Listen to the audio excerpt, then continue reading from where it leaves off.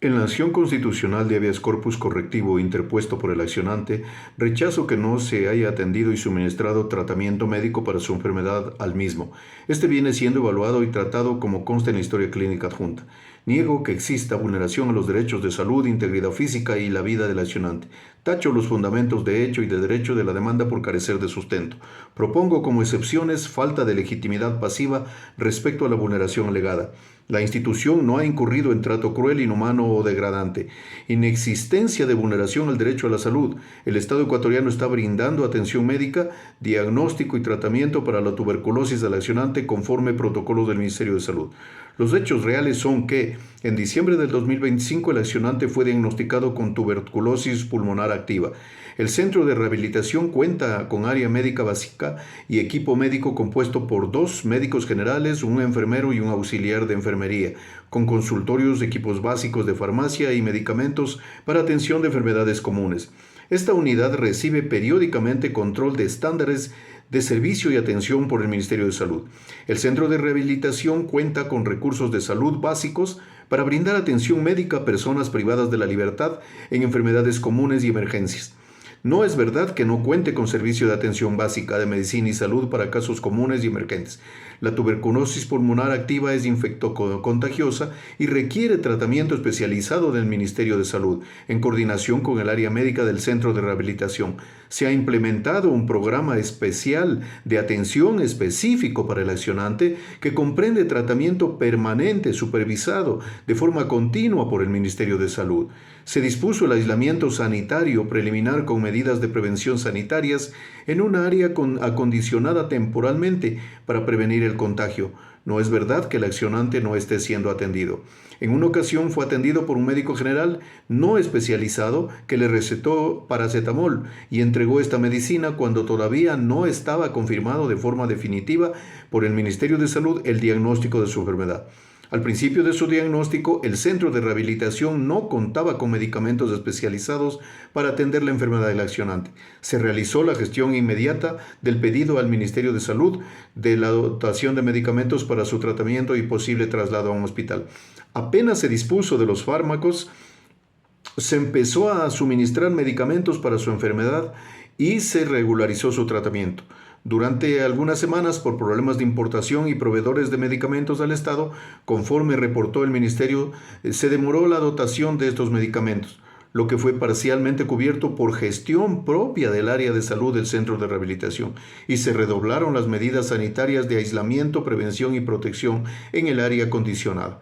El centro de rehabilitación cuenta al momento con medicinas y personal médico para brindar la atención médica y tratamiento especializado que el accionante requiere en una primera fase, el cual se encuentra habilitado y disponible en el centro de rehabilitación. El Ministerio de Salud al momento no ha dispuesto su traslado urgente a un hospital, encontrándose en etapa de observación y evaluación médica de su evolución. Rechazo la insinuación de posible propagación de tuberculosis dentro del centro de rehabilitación, iniciado por personas privadas de la libertad y sus familiares para tratar mediante un rumor crear condiciones de pánico e inseguridad interna y argumentar la existencia de una situación de alto riesgo sanitario para intentar obtener su libertad anticipada o reducir sus penas. Este rumor es infundado conforme el Ministerio de Salud, con base de estudios y exámenes, pruebas y test científicos de salud realizados a personas privadas de libertad del centro de rehabilitación ha establecido. El director del centro de rehabilitación continúa coordinando y gestionando con el Ministerio de Salud el traslado de todas las medidas de seguridad, con todas las medidas de seguridad y de salud penitenciarias del accionante a un hospital, lo cual se encuentra en fase de análisis a partir de los resultados del monitoreo de evaluación del accionante por parte del Ministerio de Salud. Próximamente se determinará si procede o no su traslado a un hospital de especialidades por prescripción médica. El Ministerio de Salud señala que la enfermedad del accionante se encuentra controlada y en base de remisión. Según la Organización Mundial de la Salud, la tuberculosis pulmonar activa es una enfermedad que, tratada adecuadamente con una combinación de antibióticos de alta potencia, administrados regularmente durante un periodo de 9 meses, tiene un porcentaje del 93% de curación.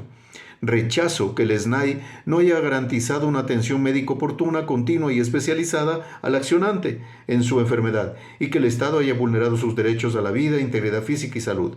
Rechazo que el accionante haya adoptado como estrategia legal utilizar su enfermedad para solicitar cumplir parte de su pena en un centro de salud y solicitar además rebaja de su sentencia. El habeas corpus correctivo no es procedente, pues no se ha vulnerado el derecho a la libertad del accionante. No se ha puesto en riesgo su salud, ni su integridad física, ni su vida. Las condiciones de su privación de libertad en su actual condición de salud son adecuadas de acuerdo a estándares nacionales e internacionales en materia de salud y seguridad. El derecho a la salud del accionante no ha sido vulnerado, se ha preservado su salud y seguridad con la atención médica que requiere, cumpliendo protocolos de actuación y manuales de procedimiento. Conforme a los principios de razonabilidad y proporcionalidad, el accionante se encuentra recibiendo tratamiento en franca e incomprobada recuperación de su enfermedad. Esta Administración de Rehabilitación Social ha comprobado que no ha sido negligente en proveer el tratamiento médico al accionante. Solicito se declare improcedente la acción de habeas corpus correctivo por no existir vulneración, amenaza o agravamiento ilegítimo a su derecho a la salud, integridad personal o a la vida, toda vez que no se ha demostrado la no existencia de omisión en el tratamiento de la enfermedad. El SNAI ha demostrado con pruebas que se ha cumplido lo dispuesto en la Constitución, instrumentos y estándares internacionales de derechos humanos y la ley en materia de salud. Fundo mi petición en los artículos constitucionales 89 sobre protección de la libertad, la vida y la integridad física y 360 sobre el Sistema Nacional de Salud. En el juicio 09-141-2025-00142, la sentencia determinó la no desnaturalización de la garantía, aclarando que ésta debe cumplir requisitos constitucionales y legales por el fondo y por la forma, y los accionantes no deben pretender utilizar esta acción como estrategia para eludir sus sentencias penales que deben cumplir.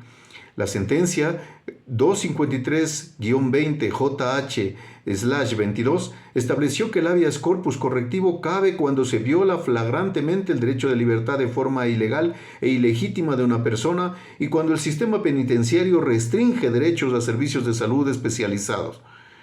Deja en claro que el habeas corpus correctivo no busca la libertad de las personas privadas de la libertad, sino corregir la agravación ilegítima de sus condiciones de reclusión. Cumple con el fin de restablecer derechos vulnerados con sujeción a garantías básicas del debido proceso.